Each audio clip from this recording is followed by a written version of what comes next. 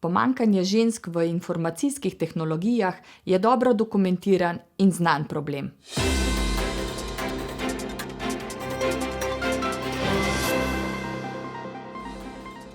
Dobrodošli v stoječih evropskih novicah.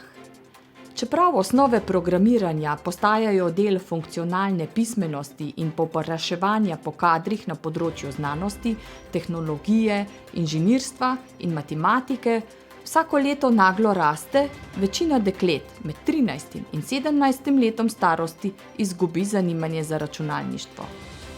Po nedavno objavljenih podatkih Statističnega urada Slovenije je bilo leta 2020 med vsemi zaposlenimi v Sloveniji okoli 42.500 strokovnjakov za informacijsko-komunikacijske tehnologije. Vendar pa veliko večino, 83%, predstavljajo moški, le okoli 17% pa je žensk. V evropskem merilu je Slovenija sicer še vedno nad povprečjem.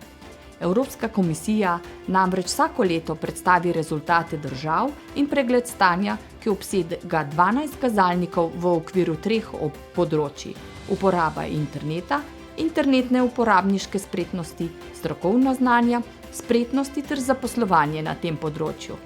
Iz kazalnikov izhaja, da se Slovenija v letu 2020 glede zastopanosti žensk v IKT poklicih, specifične spretnosti in zaposlovanje uvršča na 10. mesto, kar je višje od povprečja Evropske unije. Vlada si prizadeva, da bi se ta številka še izboljšala, kar želimo doseči predvsem s spodbujanjem mlade generacije. Digitalizacija je poleg raziskav, razvoja in inovacij eden od ključnih dolgoročnih dejavnosti rasti produktivnosti. Zato je za dvig digitalnih kompetenc in digitalno preobrazbo nujno ozaveščanje o pomenu znanja digitalnih in kibernetskih veščin, tudi s pomočjo konkretnih praktičnih izkušenj. Ravni osnovnih digitalnih spretnosti in znanj v Sloveniji ostaja nekoliko pod povprečjem Evropske unije, kaže indeks Evropske komisije leta 2020. Pri nas imamo 55% prebivalcev v starosti od 16 do 54 let vsaj osnovne digitalne spretnosti in znanja, v celotni Evropski uniji pa 58%. Med cilji Evropske unije pa je, da bodo do leta 2030 vsaj 80% odraslih imela osnovna digitalna znanja in spretnosti.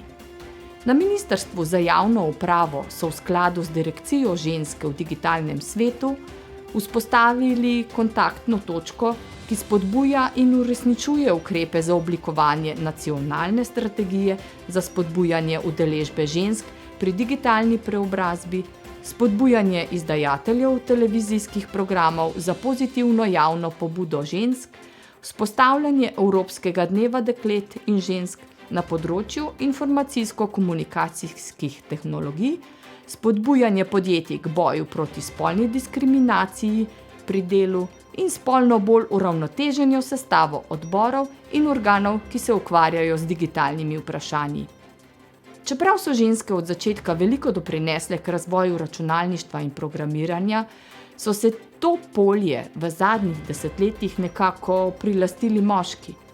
Ženske, ki delajo na tem področju, pa so pogosto slabše plačane za isto delo, zasedajo nižje položaje in imajo manj možnosti za napredovanje kot njihovi moški kolegi.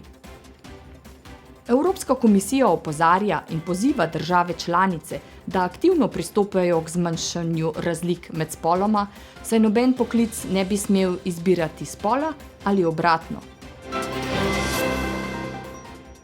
Dejstvo je, da osnove programiranja postajajo del funkcionalne pismenosti in povpraševanje po STEM kadrih, znanost, tehnologija, inženirstvo in matematika vsako leto naglo raste.